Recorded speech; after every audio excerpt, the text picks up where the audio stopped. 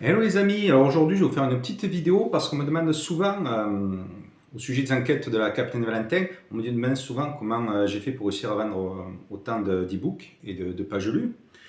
Donc là je vais vous faire un petit, d'abord vous parler un peu de la genèse, des histoires de la Capitaine Valentin. Donc j'ai commencé, c'était en 2013. À l'époque je travaillais encore dans le nucléaire, donc j'ai fini mes études en 2002. Hein. J'étais en tout ce qui est électronique, informatique, je n'étais pas du tout là-dedans. Puis j'ai commencé à écrire, je peignais avant, j'ai commencé à écrire en 2002. Donc j'écrivais pas des thrillers, c'était plutôt des romans un peu fantastiques, pas la Musso, mais bon. Et j'ai écrit donc comme ça. Je mettais à l'époque, j'ai commencé à mettre mes romans, mes livres en ligne, c'était en 2005 je crois, 2004-2005.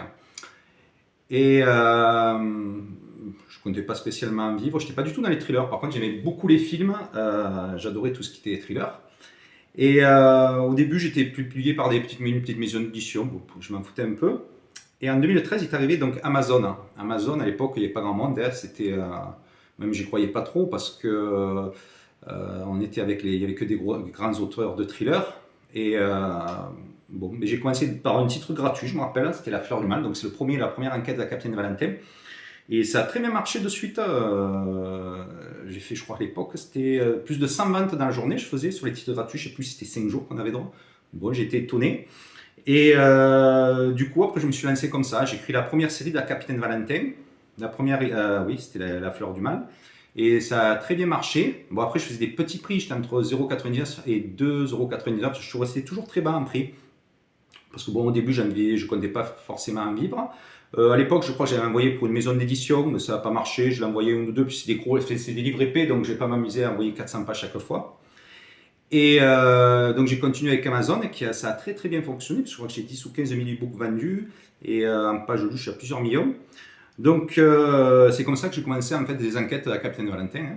J'ai un peu par hasard, on n'était pas nombreux en 2013, il y avait Jacques Van Roux, je crois. Et on était très peu nombreux. Kobo commençait les années 2014-2015, donc on n'avait pas trop de soucis à l'époque pour vendre, on ne gagnait pas beaucoup, parce que moi je faisais déjà pas cher, je vendais bien, enfin je vendais beaucoup, mais je faisais pas cher, donc je gagnais pas beaucoup.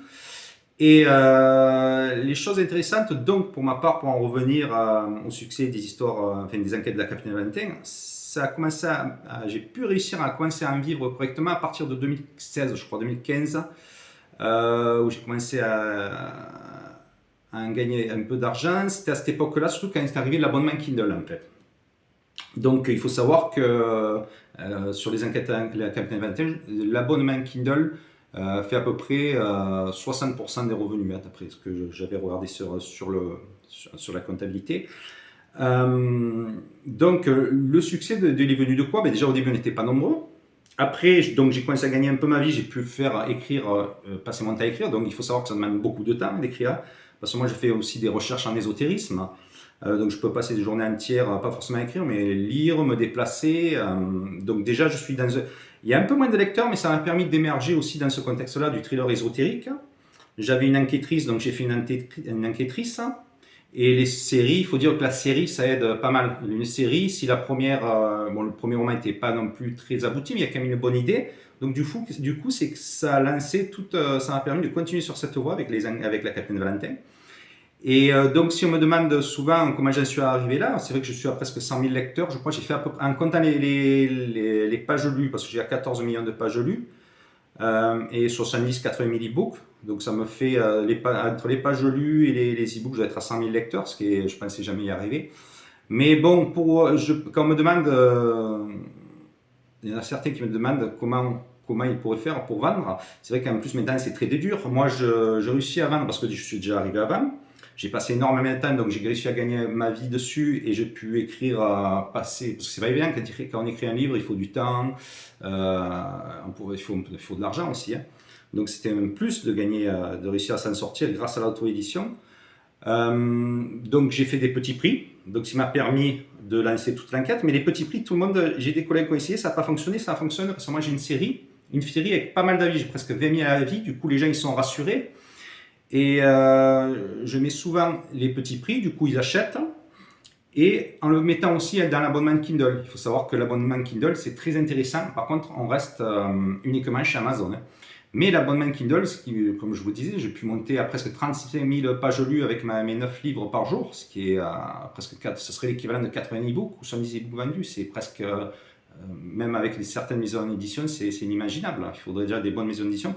Donc du coup, il faut bien comprendre que sur Amazon, à l'heure actuelle, ça bouge, ça devient de plus en plus compliqué. Mais je pense, quand on a une série ou un livre thriller ou romance, c'est sûr que c'est déjà plus facile. Il faut ajuster le prix, un prix correct pour grimper dans un top 100, parce que le plus important, c'est d'entrer dans un top 100 pour être visible. Moi, ça fait une dizaine d'années, je suis régulièrement dans le top 100, même tout le temps, parce que j'ai des petits prix et la série se vend bien. Mais donc, la clé un peu du succès, c'est tout relatif, c'est déjà le prix. Avoir une série ou un livre qui tient bien la route. Une série, je pense qu'une série, parce qu'il faut bien comprendre qu'on ne gagne pas avec qu'un seul livre, ça ne suffit pas pour en vivre. C'est petit à petit, on se crée un lectorat, on a avec une série, on peut en attirer les lecteurs qui continuent par la suite à lire les mêmes livres, la même série. Donc du coup, une série, c'est déjà très intéressant quand on veut arriver en auto-édition. Un prix correct. Et le top, si on peut se le permettre, et si on décide de rester en exclusivité Amazon, c'est déjà ce qui m'a permis, moi, pour ma série d'émerger. Après, sur Kobo, j'ai eu une bonne expérience aussi, mais à l'époque, ils n'avaient pas je vendais bien chez Kobo, parce qu'on n'était pas nombreux en 2015, et j'avais des bons résultats. Mais le problème, c'est qu'ils n'avaient pas encore d'abonnement, donc je m'en sortais pas trop financièrement. Amazon non plus, c'est pas évident, hein, mais bon, à l'époque, je restais aussi chez Kobo. Et puis en 2016-2017, ça a bien explosé Amazon, du coup, j'ai tout enlevé chez Kobo, je ne sais que 2-3 titres, et je me suis passé à Amazon. Mais Kobo, ils vendent quand même bien avec l'abonnement. J'ai encore quelques livres. Peut-être qu'un jour j'y passerai qu'un abonnement Kindle, donc l'abonnement Kindle aux pages lues me fera moins gagner d'argent. Sinon, quel conseil j'aurais à donner? Donc je dirais, il faut donc oui, le mieux c'est d'avoir une série une série ou plusieurs livres, mais dans une catégorie thriller ou romance pour le moment, c'est ce qui fonctionne le mieux, et rester en exclusivité Amazon au début, je pense pas même un petit moment, ce qui nous permet d'entrer dans un top 100, car le plus important c'est de rester et d'être visible, la visibilité, donc soit en ajustant les prix, ou soit avec l'abonnement Kindle, ou en les deux. Donc là, ce serait la clé, je pense, ce qu'il y a de mieux à faire. Hein. Mais comme je vous dis, chaque auteur est différent. Parce que si vous n'avez pas de série, ça va pas fonctionner pareil. Les petits prix, j'ai des collègues qui ont fait comme moi, ils ont fait à moins de 1 euro, moins de 3 euros, ça n'a pas fonctionné. Parce que c'était pas forcément du thriller, parce qu'ils n'avaient pas forcément une série. Donc ce que je vous conseille, c'est de tester. Vous pouvez commencer par Amazon en restant dans l'abonnement pendant quelques mois et vous voyez ce que ça donne. Puis, même si ça ne fonctionne pas, hein, par exemple, moi, pendant des années, j'ai fait les deux. Pendant quelques années, j'avais fait les deux. À l'époque où l'abonnement était moins important, je faisais Kobo, et c'est parce qu'il faut savoir que c'est principalement Amazon et Kobo qui fonctionnent pour le moment, pour moi, et je pense pour beaucoup d'auto-édités. Donc je pense que chaque auteur est différent, il faut tout tester. Mais moi, si vous me demandez que vous écrivez des thrillers, et la romance je connais un peu moins, mais je vois que ça fonctionne bien, le dark en ce moment, ça serait d'abord d'ajuster un prix correct, d'être dans l'abonnement Kindle pour essayer d'intégrer un top 100 et éventuellement d'avoir une série. Voilà ce qui a fonctionné pour moi, et mettez-moi en commentaire vous comment ça se passe si vous êtes en auto-édition. Allez, à bientôt les amis!